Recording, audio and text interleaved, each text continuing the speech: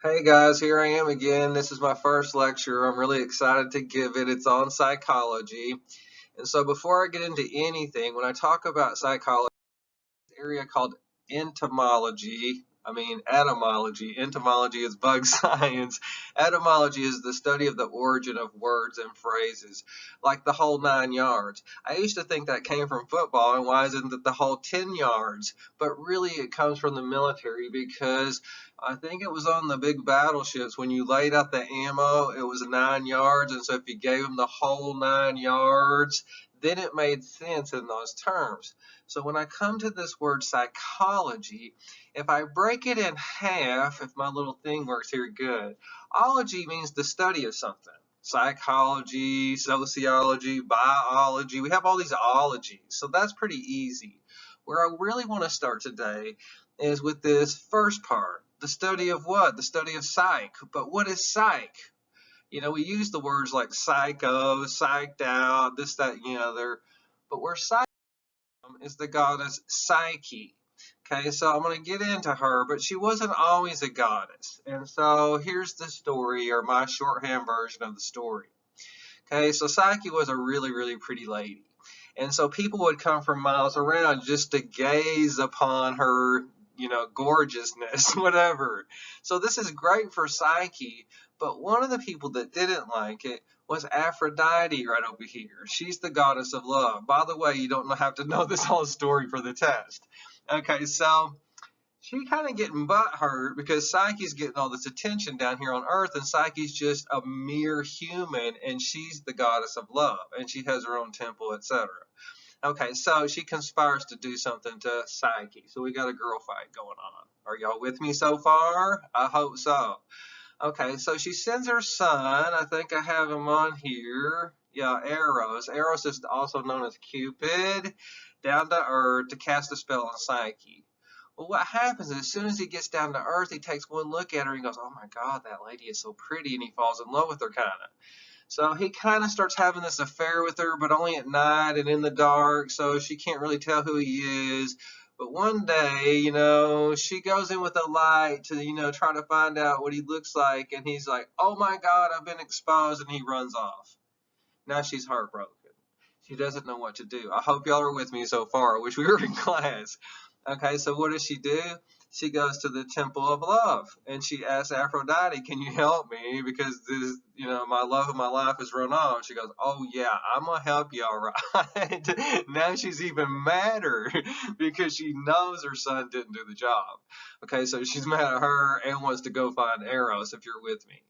Okay, so she has her do 4 impossible tasks to win back her love, and this is the fourth one where she goes down to hell, and I don't know if you can see the three-headed dog Cerberus, I think that's what his name was, and going the farrier across the river Styx, all this stuff, and she has to steal the beauty box of Persephone, and when she comes back out of hell, she's stolen this beauty box from the Queen of the Damned.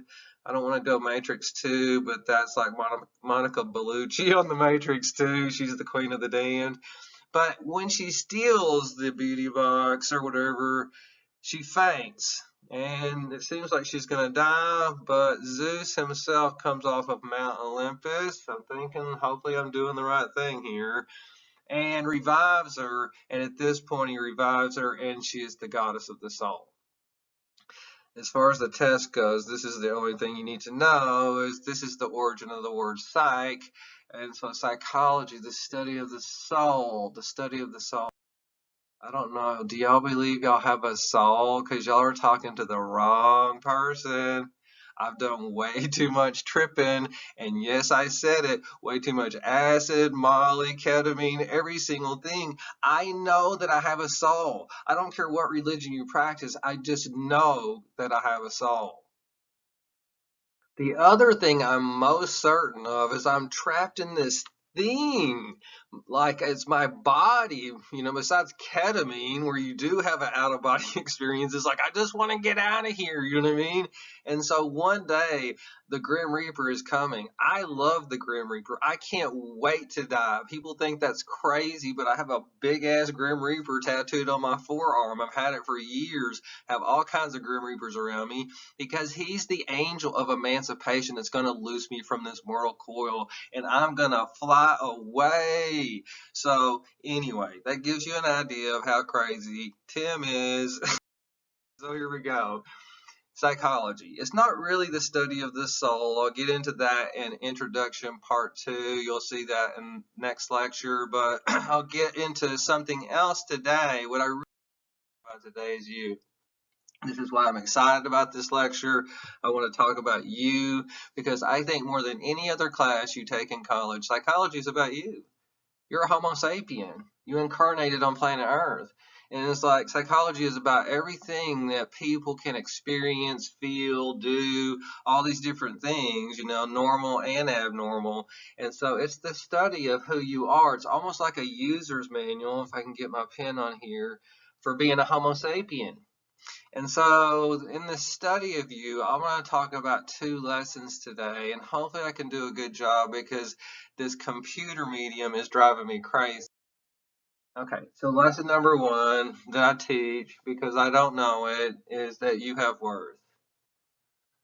If you don't know this, you landed in the right place. It's called Tim's class.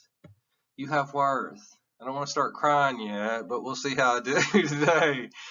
And when I talk about you, it's not for what you do. You're not what you do. That's a human doing. You're a human being. You have worth for who you are. For who you are already. See, I love Mr. Rogers.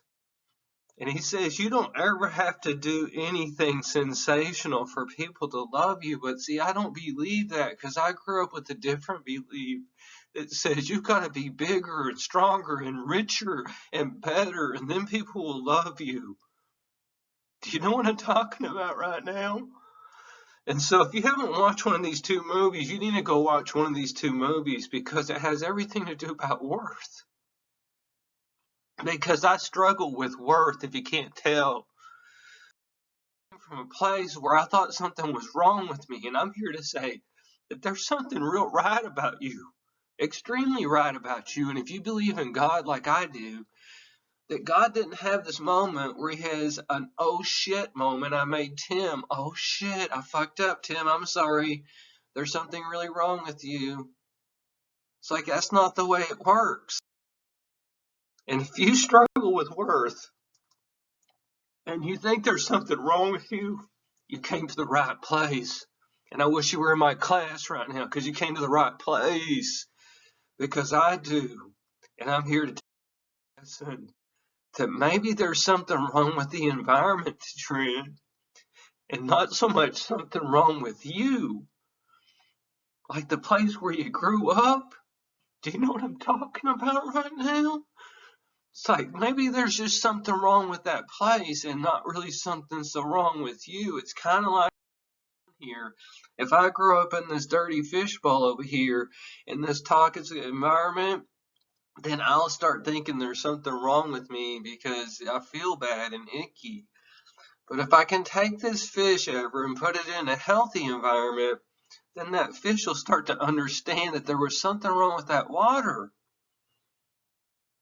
I hope this makes sense what I'm saying. I'm sorry that I'm emotional, but it's what I struggle with.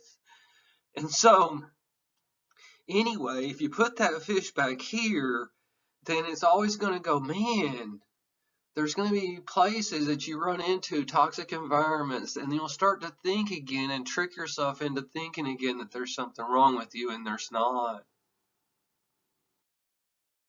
Okay, the moral of the story to me is you need a healthy environment. Let's say I have seeds. They have potential. I want to get into this as we go through the class more and more. If I put them in the rich earth, let me see if this comes up here. I'm very proud of this. If I put them down here, then I will yield healthy fruit because they were in a healthy environment. This is where humanism takes off, but I don't want to get into humanism right now. I'm going to tell a parable right here. I mean, I'm not going to try to make you a theist, but I believe in God. I'm a Christian. I'm a Catholic, so you can go hate me now. But anyway, I'll tell a lot of stories from all kinds of religion, from Hinduism, Christianity, Islam, whatever. But this is a story Jesus tells. It's the parable of the sower.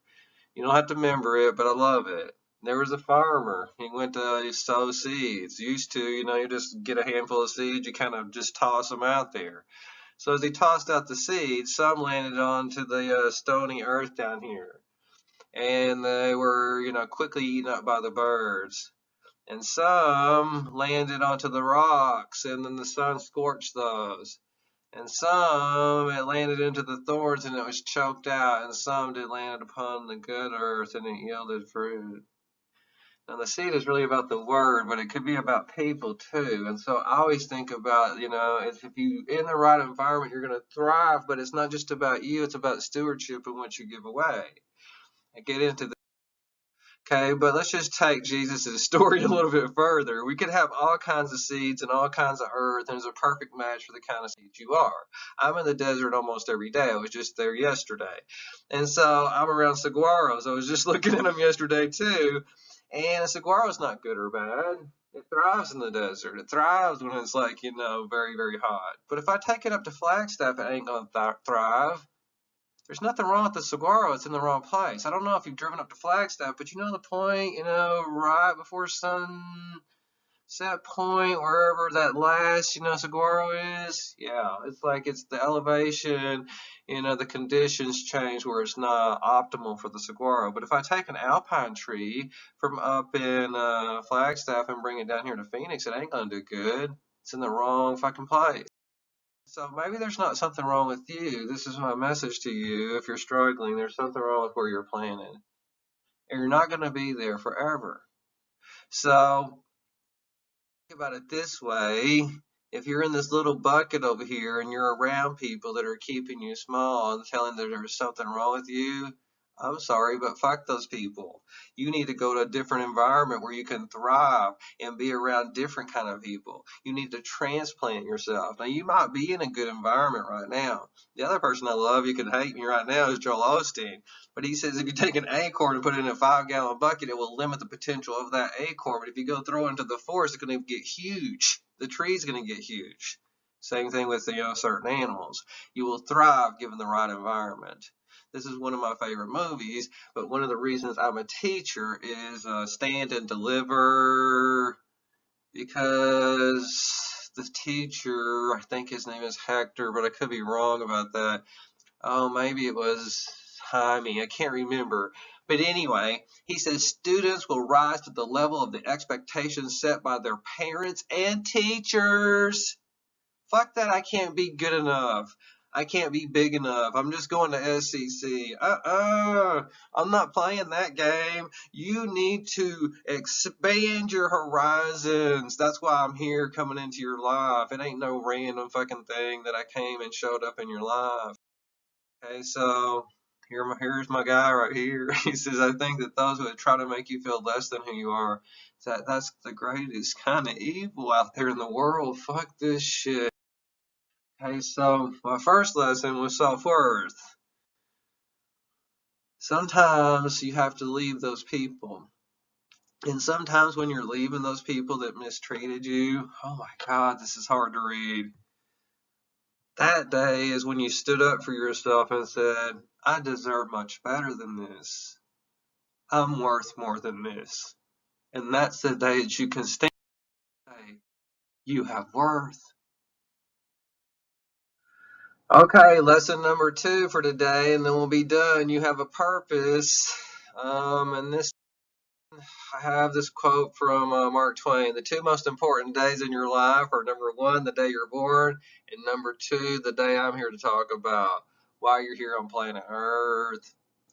Okay, so you serve a purpose, just like a tool serves a purpose. You're here for a reason.